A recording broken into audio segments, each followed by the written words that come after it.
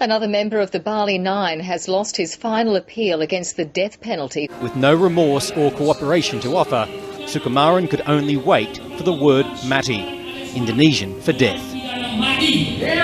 Andrew Chan and Myron Sukumaran are change men. Sukumaran was the raging bull, now he's more the gentle giant, escaping into the prison art studio, painting as often as he can. I'm trying to do something positive with my life.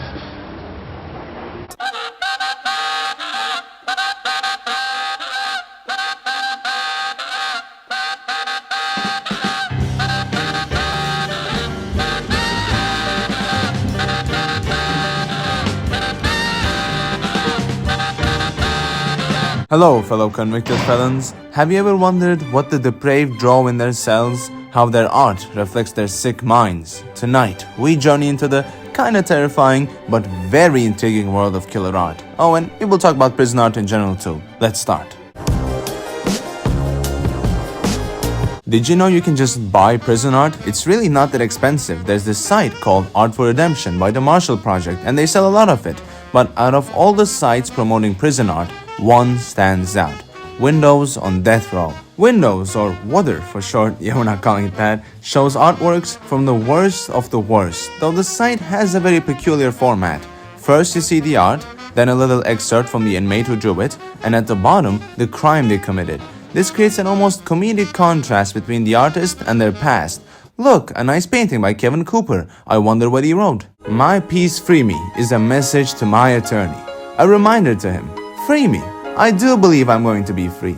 Aw, what did this guy even do? In February 1985, Kevin Cooper was convicted of 4 counts of first-degree murder, a couple and 2 kids, and 1 count of attempted murder on an 8-year-old. Out of the 23 prisoners featured on the site, a staggering 9 have gotten into making comics, as it is the art form that really requires the least amount of technical skill, more so relying on clever writing. I really like this one. Are you going to the yard? Yes, but it's raining. Really? My life is too. Some have even started to make characters for these comics. George Lopez has created Emil and Ernie, a dog and a rat both on death row, with Emil being a very clear self-insert. I'd like to show you one small panel from this larger comic. A place like this is hard to conceive, yet here I sit and can't wait to leave, especially when you are innocent. Out of the 23 men here, 5 claim their innocence. As some of you may know, and this is a very shocking statistic, 1 in 8 people on death row are falsely imprisoned. So it is not that out of the question for at least one of them to be telling the truth and for that person to eventually get exonerated. Hell, it is so not that out of the question that it actually happened. One Ndume Olatushani, who is on the site, got exonerated after being falsely imprisoned for 28 years. Painting really saved my life. Art was so important in terms of me even letting go my anger, or not so much as letting go my anger, but just re-challenging my anger. Anger is a human emotion, and we should all be mad about something, so we would be motivated to get up and do something about it.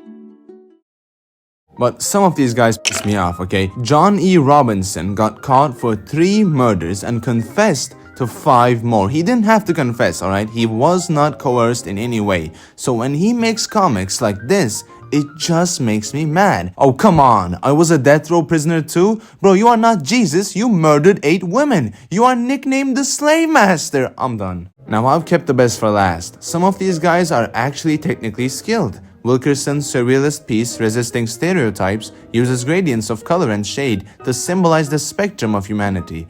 Arnold Prieto in his piece, Texas Death Machine, mocks the justice system of the US, the same justice system that would one day execute him. But I have to be honest here, I do have a favorite. Harold Wayne Nichols' Starry Night. It reads, "It has been 26 years since I have seen the stars in the open sky. What a melancholic piece. I imagine an old guy in a cold cell trying to remember what the stars looked like just so he could paint them. Is it wrong to like it? The painting is made by an utter monster. However, would it be so controversial to say that even the most horrible people can make the most beautiful art?" Prison has taught me many things. One of these is the importance of little things in life, such as the stars in the night sky. And as the last time you drove out beyond the lights of the city just to see the stars, I hope you will take time to do that, and to enjoy the other and little things life has to offer. I still have a life and intend to enjoy it. That is the reason I draw and paint, because I enjoy living.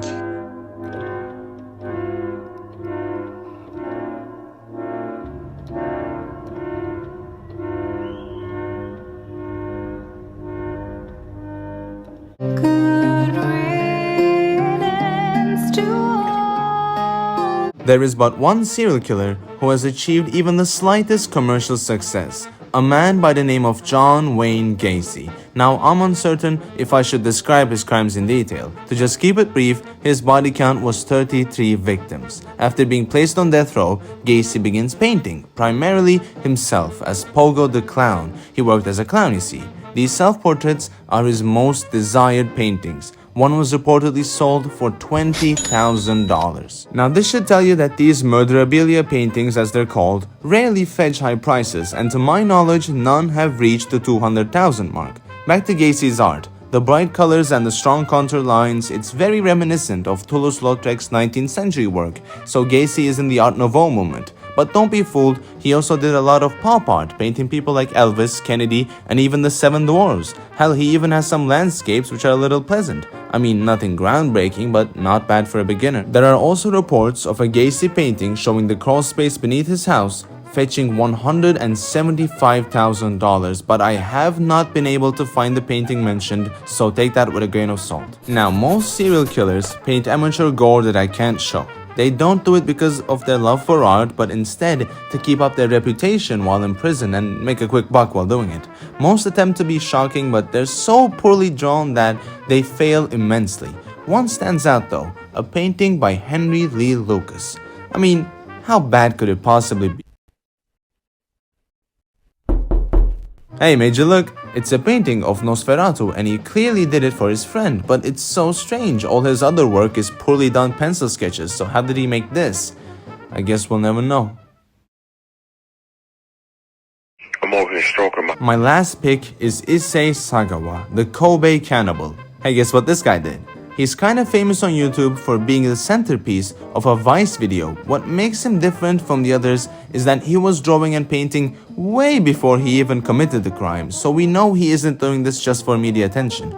His paintings and works are quite violent, but he does have one interesting piece, Sagawa's manga. A manga fully illustrated by himself detailing his crime. Few artistic choices stand out. In the beginning, he draws himself as a normal man, but as the horror of what he did sets in, he becomes more and more grotesque, warping into a humanoid monster.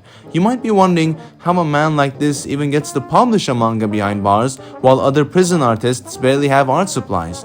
Sagawa only spent 5 years in jail.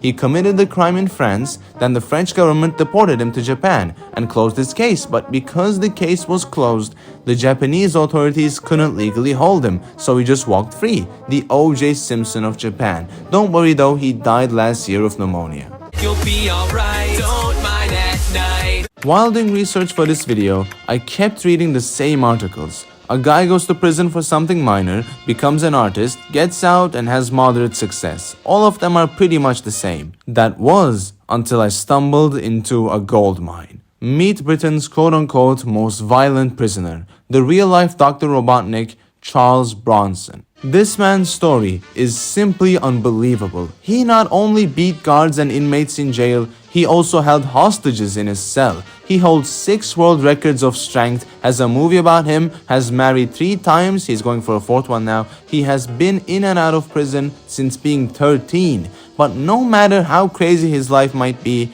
his art manages to be even more ludicrous. I wish I had never hijacked the plane now. Even Saddam Hussein wasn't as bad as him. Now watch this, I'll do 100 squats with this Iraqi.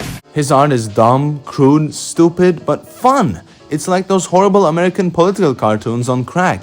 He wants it to look as absurd as possible, even getting into drawing surrealist pieces. He even liked surrealism and Dalí so much that he changed his name to Charles Salvador. He won multiple awards, sold his artworks to make money for charity, kidnapped an academic who criticized his art, but we don't talk about that, wrote poems and books, just a very strange man with an infamous reputation. Graphic designer Takeshi Miyakawa loves New York. In fact, he loves the city so much that he decides, you know what? I'm gonna hang a bunch of plastic bags with I Heart New York all over the city with LEDs in them. Surely nothing can go wrong. In fact, everything would go wrong. Just hours after putting the bags up, people start calling the cops, terrified that a series of bombs have been planted all around New York City. Bomb defusal units are called, and Miyakawa gets himself charged with reckless endangerment and planting of a false bomb. Okay, this was all a big misunderstanding. This guy loves his city and he just wanted to show his appreciation. So how much was he fined, or did he just get a slap on the wrist? Miyakawa gets 30 days jail on Rikers Island, the worst prison in the US. I kind of feel bad for him, but you have to admit this is hilarious. Don't worry though, he only served 5 days. I've been kissing white boys since 2004. Look, I hear you. Polly, these are all modern works. I mean, there must be ancient artists who have also gone to prison. Fear not the 50 people who watch my videos. I have indeed found some examples. Now, we all know of Caravaggio's murder, or Van Gogh in his asylum, and even Da Vinci's arrest for being too zesty. But have you heard of Cellini's case, the man behind that Perseus and Medusa sculpture?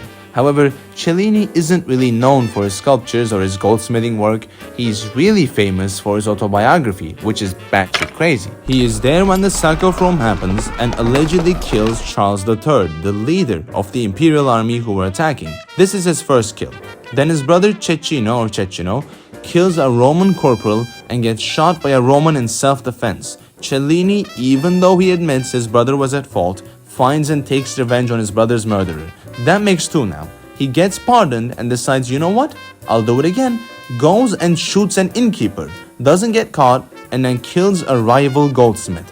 4 people now, and he flees from Rome to Florence. He has some classic Cellini shenanigans there too, like getting poisoned and being falsely accused and almost getting executed. But remember, this guy is still at large for killing 3 innocent people. So what does he finally get in prison for? In classic Renaissance artist fashion, Cellini gets accused of sleeping with his male assistant, and we know for a fact he was bi. He has been getting accused of this stuff since he was 23. He gets 4 years jail, but the Medici family, since they like him so much, convinced the judge to reduce his sentence to just 4 years of house arrest. And that's it. He never paid for the murders he committed. He got away with it. I urge you all to read more about this guy's life. It is incredible. I swear it wasn't me. It was the crown. I wish to end this video with the story of a great man, Richard Dad. Dad is recognized for his skill at an early age and pursues art as his career. He gets good, I mean really good, enough to get him chosen as the painter of a mayor, Sir Phillips. Phillips takes Dad on an exhibition to Egypt, but suddenly on the trip, Dad starts acting strange, having hallucinations, becoming increasingly violent, and at one point, even saying he was being controlled by Osiris. Signs of a sunstroke. He gets sent back home, but his symptoms don't fade away. He is still acting delusional. He's taken in by his family so that he may rest his mind and hopefully go back to normal. Sadly, this is not what would happen. Dad's condition gets worse and worse, and one night he finally snaps. Believing his father was actually the devil in disguise, Dad kills his father. Can you imagine the regret and pain he must have felt after coming to his senses, realizing that he had just murdered his loving parent? Dad flees, gets caught, and gets diagnosed with paranoid schizophrenia. He is then institutionalized at the lunatic asylum of Bethlehem Hospital. However, here, something remarkable happens. When artists get diagnosed with very heavy, debilitating mental illness like Alzheimer's, dementia, schizophrenia, they outright quit, and the ones that do continue start to see a downfall in their artistic skill. However, Dad, after killing his father, starts to get even better, ascending to join a small group of artists, a hall of fame of sorts, the painters of the over-detail aesthetic. These are people who, in the name of ornamentation and detail, go far above and beyond the limits and create some of the most dense paintings imaginable. The 19th century symbolist Gustave Moreau, the modern manga legend Kentaro Miura, even the late Kim Jong-gi, who was most likely the greatest living artist up until a year ago. Dad, like these people, quite literally loses his mind on detail. His uncontested masterpiece is the Fairy Feller's Masterstroke, made in 1864. Dad was so obsessed with this painting that he spent 9 years perfecting it, only to sadly have it rushed at the end. The bottom corner to this day remains unfinished, almost symbolic of Dad's mental state. To paint a canvas for 9 years and to not even reach the bottom, that is true madness. Do the impossible, see the invisible. Row, row. Hey, before you click off, really quick, I have 2 important announcements. 1, the next video will have a Q&A section in celebration of 10,000 subscribers. If you have a question, comment it by starting it with the letter Q as shown. 2, we have socials now. Yes, that's my real name. No, I'm not Russian. Yes, I make drawings and they're kind of mediocre. I also paint, but I haven't really shared any artworks for a long time, so don't expect anything. Oh, and if you are still watching, then why not subscribe? You lose nothing. Thanks again for tuning into Polyblank, and I'll see you later.